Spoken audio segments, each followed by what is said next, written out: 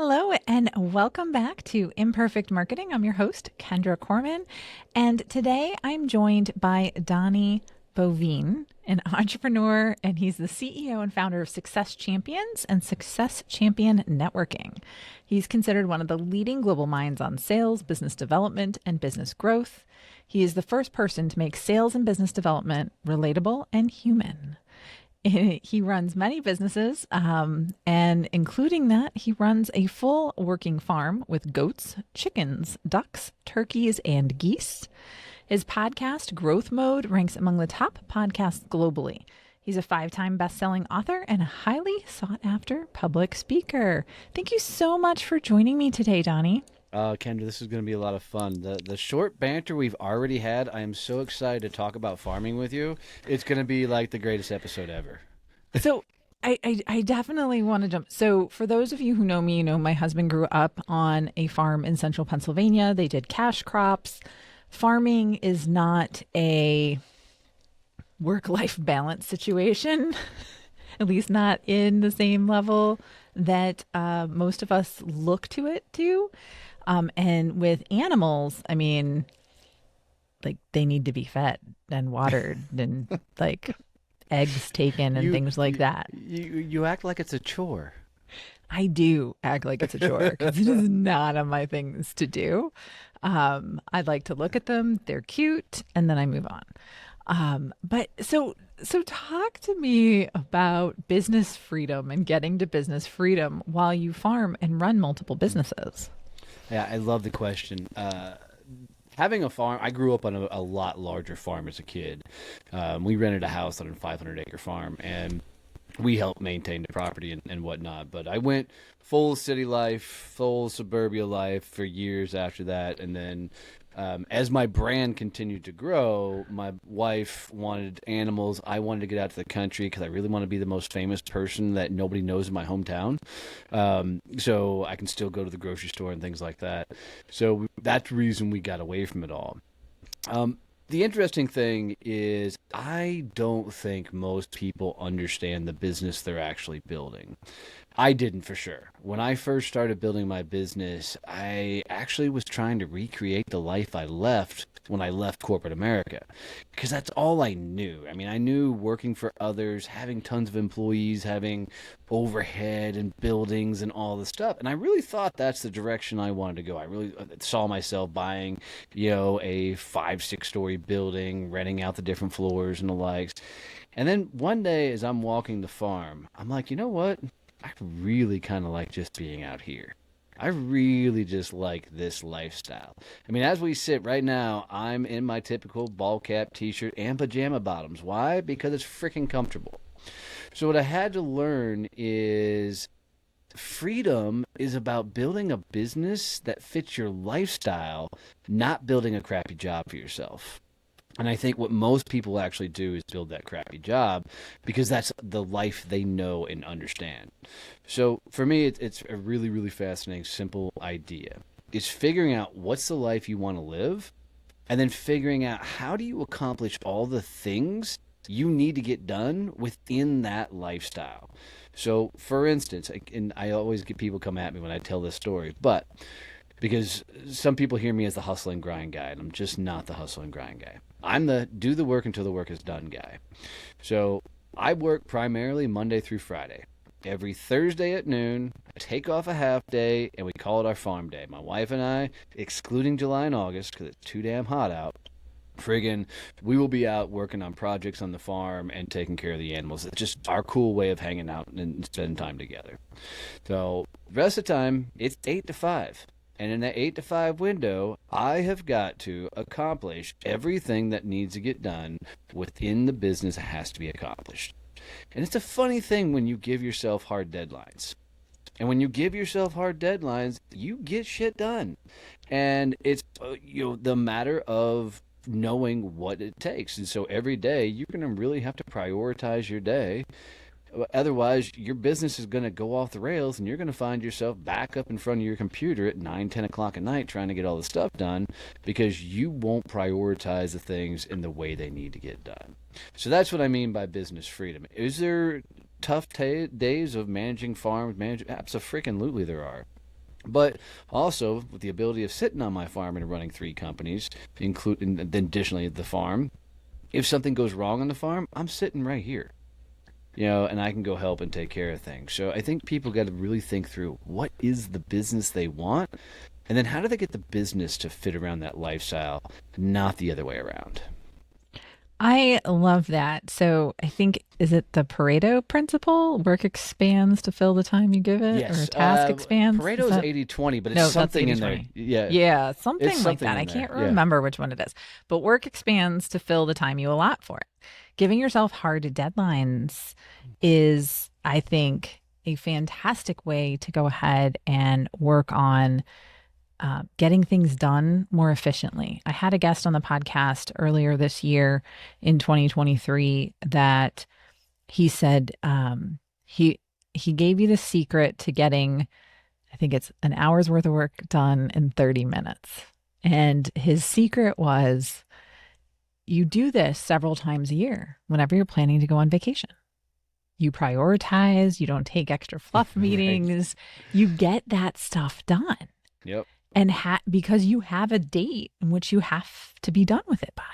And the stuff that doesn't really have to be done doesn't get done. But all the stuff that needs to get done does get done. Well, and And I then I would put love, sorry, I don't mean to jump in, but I put in addition to that is most of the things that cause us to be busy, if you will, are things somebody else should be doing for us anyways. Like somebody should be reading your email for you. Somebody should be handling your social media. Somebody should be handling a lot of your correspondence in general. Somebody should be handling your marketing. Somebody should be handling your automations. Like, the reason people get so caught up in doing all the things is because they came from a world of working for other people, and you do it or you get fired. So you still have the mentality of if it's got to be done, I've got to do it. And oh, by the way, let me put on every hat in the company and make sure it happens. Versus being an owner, an employee thinks, "How do I get this done?" An owner thinks, "Who can get this done for me?" And it's not about taking advantage about people. It's about understanding the people that should be working for you and giving them tasks that allow you to go grow the business, which is your job. so how do you balance running the farm and all your businesses? Because you're There's no telling me 8 to 5. Okay. There's no balance. So work life balance is a myth, and I'm huge on this because and this is one of the number one things I get people come at me on social media for, which I love, is anybody who's looking for work life balance hates what they do. Because look, especially if you're running a company, you're never going to stop thinking about that business. It's your freaking livelihood. What you got to do is quit beating yourself up for thinking about that business when you're hanging out with the family, right? Be yourself present. Go back to watching a baseball game, but you're not going to stop thinking. And some of your best ideas are going to come when you're watching a little kids baseball league or when you're at the freaking Sunday supper dinner, because you're going to hear things because you're around a bunch of people that aren't running businesses.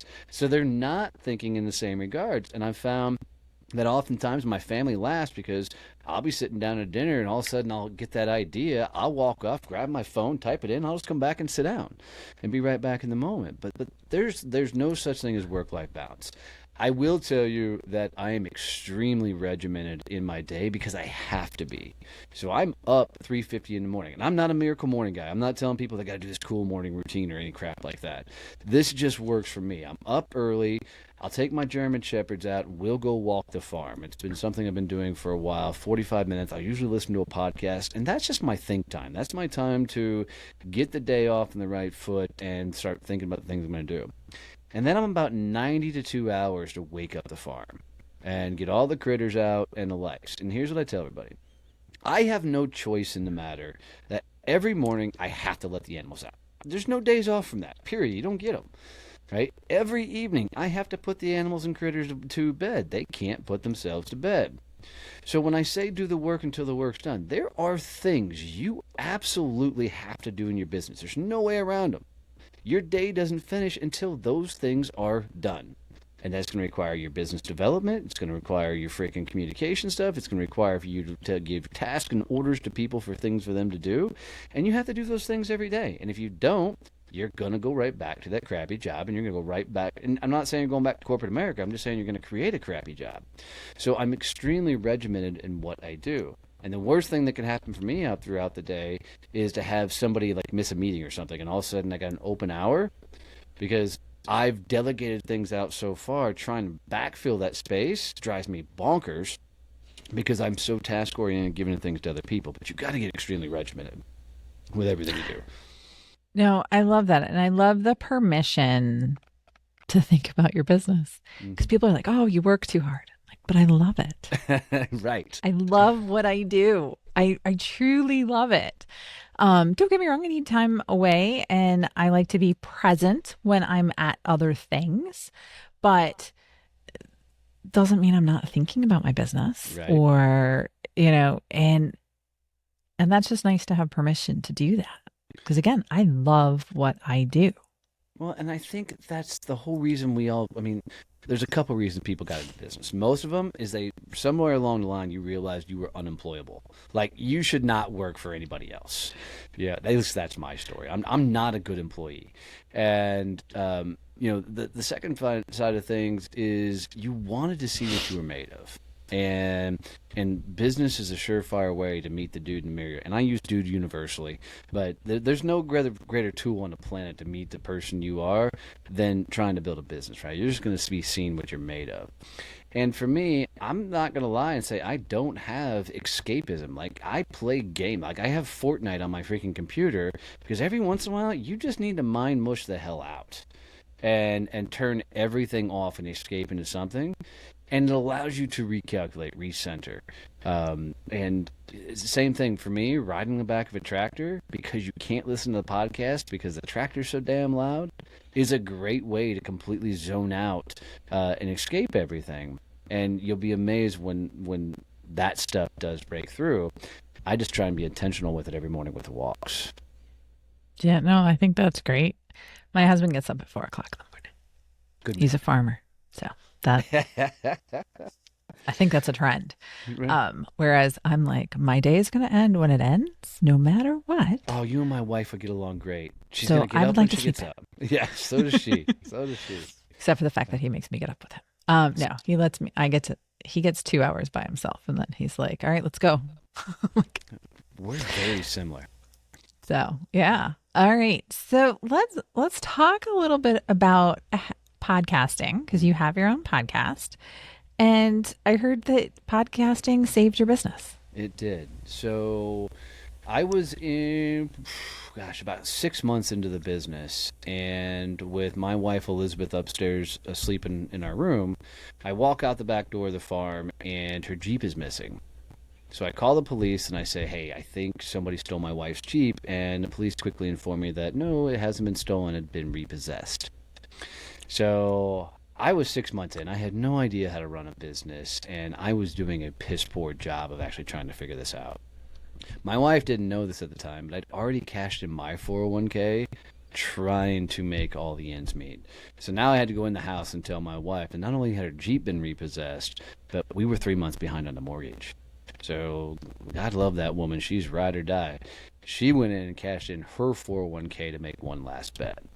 So I had a buddy reach out to me about a week or two after we went through all that and said, hey, I got a speaking engagement for you in Fort Worth, Texas. And I said, cool.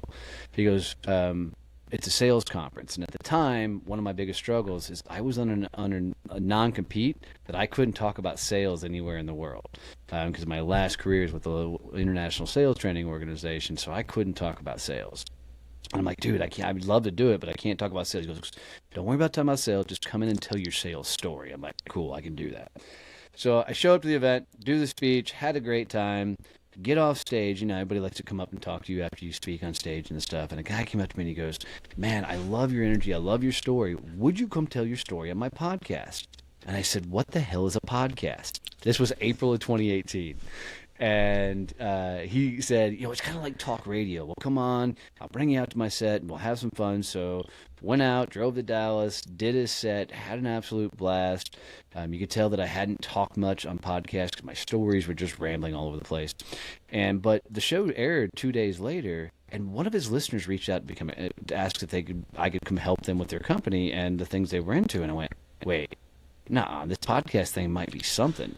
So, and by the way, if you ever guest, and getting clients out of being a guest is not something that happens on a regular occasion. Don't let me put that illusion out there.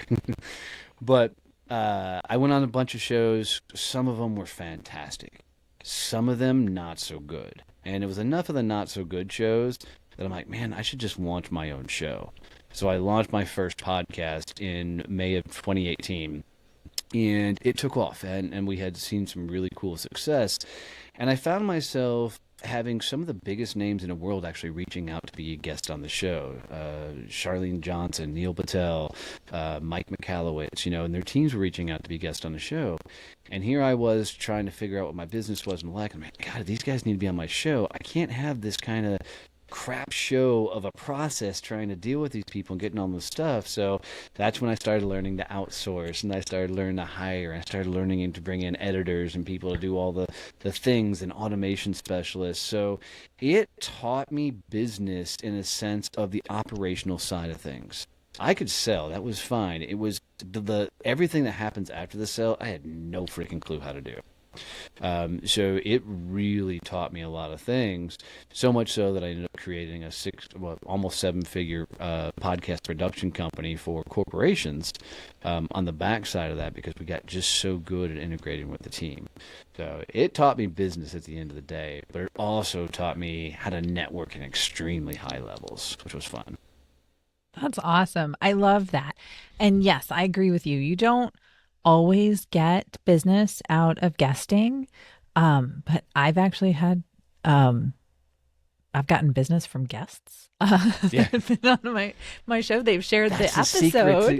That's the secret. They've shared the episode, and then other people started to follow me. They build the relationship, then that know, like, and trust factor, and all of a sudden they're buying from me later. And it's just such a powerful tool, podcasting. Absolutely. I think it's, there's a lot going around in the world, and I am a huge fan of AI. Because as you're talking about from an operations standpoint, it helps with automation. It helps. It cuts tons of time out of my day. I had 3 hours a week on the podcast alone, just being able to leverage AI. And so it's a very, very powerful tool. But with all this AI, so much content's becoming mediocre. Yep. I was just talking to someone about blogging, and we were talking about lots of mediocre content thanks to AI. But on podcasts, when I'm talking to you, and don't get me wrong, like, yes, people can fake it with AI and blah, blah, blah.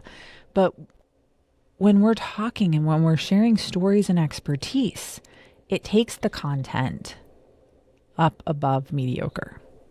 And it depends on the guest as to how far 100%. Above mediocre it goes. But it's about getting better content out there.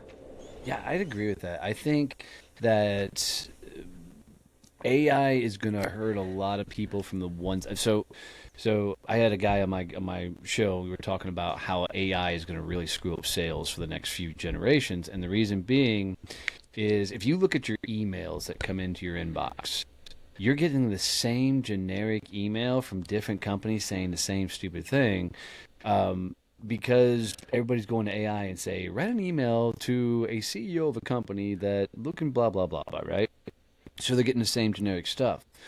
What was fascinating when email marketing first hit the marketplace, all of us old school guys who were cold callers were like, that email stuff's not going to work. We're not going to do that. We're not going to play with it. And then email marketing, all the marketing teams came to the table. Next thing you know, we were getting leads coming in our inbox from the email marketing. And then that went to like this tidal wave of people doing email marketing, and now email marketing is nowhere near as strong as it used to be when it first started. And that's where we are with AI, is out the gate. Initially, it's going to do some really cool things, but eventually it's just going to saturate the market. And the sad thing is the kids that came up behind us to sell have no clue how to write an email. Because it's all done by, the marketing teams, or now it's being done by AI. Even sadder for me is these young up-and-comers don't know how to cold call because they've never had to do it. And what's so frustrating with that is right now, cold call is actually one of the best tools in sales because nobody else is doing it.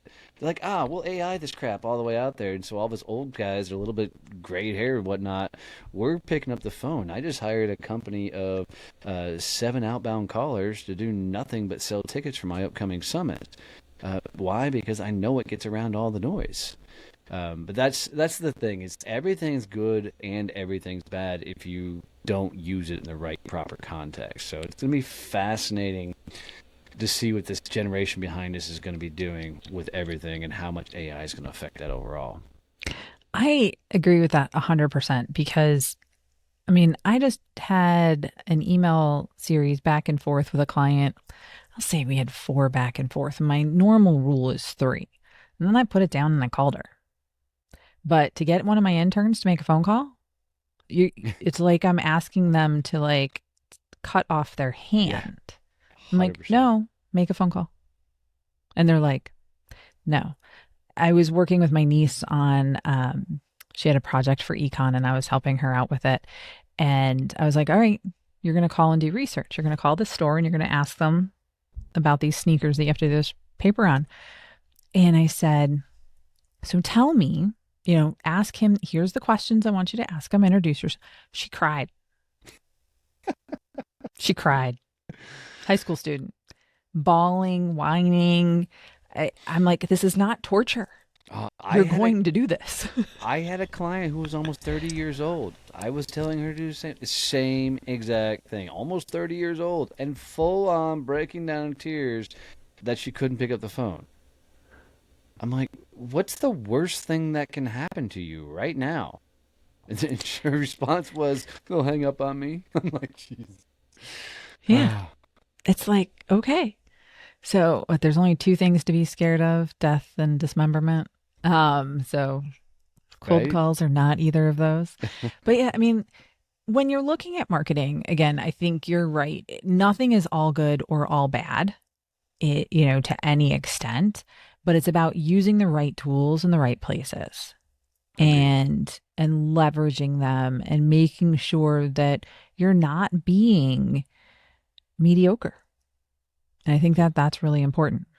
Yeah, I think what most people don't understand is we all suck at everything until we no longer suck. I mean, that's just the way it is. And I think there's a lot of things at play in there. Head trash being the biggest one. No matter what you're trying, whether it's marketing, whether it's sales, you're going to be clunky out the gate. You're going to look silly. You're going to look goofy. Things just aren't going to work. But you have to have all that stuff look silly. You have to have all that stuff look clunky. You've got to be willing to make a fool of yourself because that's where you learn everything. And what people don't understand is usually at the moment of some sort of frustration that you actually learn stuff. Because you're going to get to a point where you're like, okay, this sucks. There's got to be a better way of doing this. And that's where us lazy guys that want to do as minimal as possible to find as much success as possible, we'll find every shortcut in the book just so we don't have to go through that long, boring ass process. And that's where innovation comes through. And that's where the business breakthrough comes through. And it's like for most people, when you're building a business, the first business you drew out the gate is not going to be the business you end up with because you're going to try all these different things. They're going to get better and better. And everything you've learned up to that point, you're going to apply to whatever this business is. And it can be broken down the same thing as if you're out doing any sort of networking and meeting people. The first 20, 30 events you go to, you're going to look like that junior high kid that everybody picked on, because you're just awkward, clunky, and weird. And eventually you're going to find a rhythm to it and be able to have the right conversations and figure out what's the point of doing everything. And you've got to embrace those frustrating moments, those moments when everything just feels just awkward and weird and you don't know what the hell you're doing. Those need to become some of the funnest moments in your business because that is when you're actually learning everything. Yeah. No, and I think, we think that it's not good. And we think that, It's a valid we're argument. making fools of ourselves. And we think because we're a lot harder judge Yes. Yes. of ourselves than other people are. And so, yes, my first couple of episodes of Imperfect Marketing, they sucked. Like if you go back and listen to them, they sucked. But there's other people that liked them. Yep. And they didn't judge me nearly as hard as I did myself. So, it really comes down to, getting over that because you're really not that important to other people that they're going to judge you that harshly. And it's all about moving forward, keeping things going. Yeah. On that podcast, everybody always brings back to Joe Rogan. I'm like, guys, go listen to Joe's early stuff. He was horrible. Right? He had just come off Fear Factor, and, his stuff was bad. The dude's got 14, 15 years of these fantastic conversations, and the dude is self-aware as hell. And where most podcast hosts screw up is they have no self-awareness. They don't actually know who the hell they are. So the conversations always are very dry because everybody's talking in kind of these sound bites. They have their key things they're going to say at the given moment in time, and that's why a lot of shows don't work and a lot of shows don't get a lot of traction, right? You've got to be able to put out original thought and have real dialogues and real conversations with people, but that only comes from repetition. It only comes from doing it. It only comes from getting punched in the face by trying new things. And you're 100% right, because my mom was probably the only person. She said it was amazing, but she was the only person to listen to episode 1. I mean, it's 100% satisfaction. You're all good. Right. All good. So, no, but I agree with you on that because it does come down to not being as hard on ourselves. And, again, just you're not going to get better at it if you don't start. Yes. There was a TikTok that went around for a little while, and it was a group of billionaires just sitting around talking. They're like, the only way to get successful, the only way to get wealthy, the only way to do anything is to start. Because it's in the start that everything you start to learn. And they went on to say, everything compounds. Once you learn a skill set, you don't learn that skill set. You might be a little clunky at it, if you haven't done, like, I went back to an after-hours networking event last week. I haven't done that in freaking forever, but a bunch of clients asked me to come out, so I decided to come out. I really don't get off the farm that often. And I go out, and I'm like, oh, God, this is going to be so horrible because I haven't done this in probably 4 or 5 years. And now, here we go. I'm going to go out and go networking. And it was funny to watch my clients watch me work a room because it was like riding a bike for me. I'm just going around introducing people, collecting names, getting information, and doing a couple of funny tricks, like, so your listeners can use this. If you're ever at a networking event and you get cornered by that person that won't shut up or leave you alone, and like you're just locked in, fake a phone call on your phone, hit a button on the phone so the screen lights up, and just take that as a fake phone call and go, dude, sorry, I got to walk away. I did that at this last event, and all the people around me were like, wow, you took a phone call right in the middle of that. And I showed them the phone. They're like, wait, you faked that? I'm like, yeah, I totally just faked that phone call to get away because the guy just would not shut the hell up. Yeah. So. No. And it's important. And yeah, you don't forget the things that you experience. So I think that's really important too. For sure. And you just keep adding to it. So the more you do, the more you start, the more you learn. And what do they say? The more you fail, the more you learn and move forward too. So fail fast. I'm on a mission to almost try and reframe the word fail. And the only reason is I like the idea of experiment because I think life is an experiment. And if you look at life as an experiment, you never really fail at the thing. That experiment didn't work. Cool. Mm-hmm. So let's take what we freaking learned from that moment and let's, apply that learning and go forward and try it again. And then you just get to try and screw up a whole bunch of different experiments. And let's be honest, some of those failed science projects turned into some really cool things. So, it works well for me to reframe it that way. Yeah. And I'm a huge fan of experimentation. I talk about it regularly in the podcast. So as anybody who's a regular listener knows, I am a huge fan of experimentation because you have to try things to see what works and what doesn't. 100%. So I do like reframing that from failure. Thank you so much, Donnie, for joining me today. I appreciate it. And I appreciate all that you shared. Such an interesting story. I love your perspective on being regimented and not allowing work to expand beyond the framework that you've given it. And your story about how podcasting saved your business. That's a very powerful story, and I do appreciate it. But the one thing that I ask all my guests, so before you leave, I need to get an answer to one more question, and that is this show is called Imperfect Marketing. As we all know, imperfect marketing is anything but a perfect science. So, knowing that, what has been your biggest marketing lesson learned? Love it. And before I answer that, guys, if you've hung out with us this long on the show and you've got any tips, tricks, any value out of this episode, do Kendra a favor. Take a screenshot of wherever you're listening to this. Tag it on social media. If you tag me, if you tag Kendra, I promise we'll come comment and engage.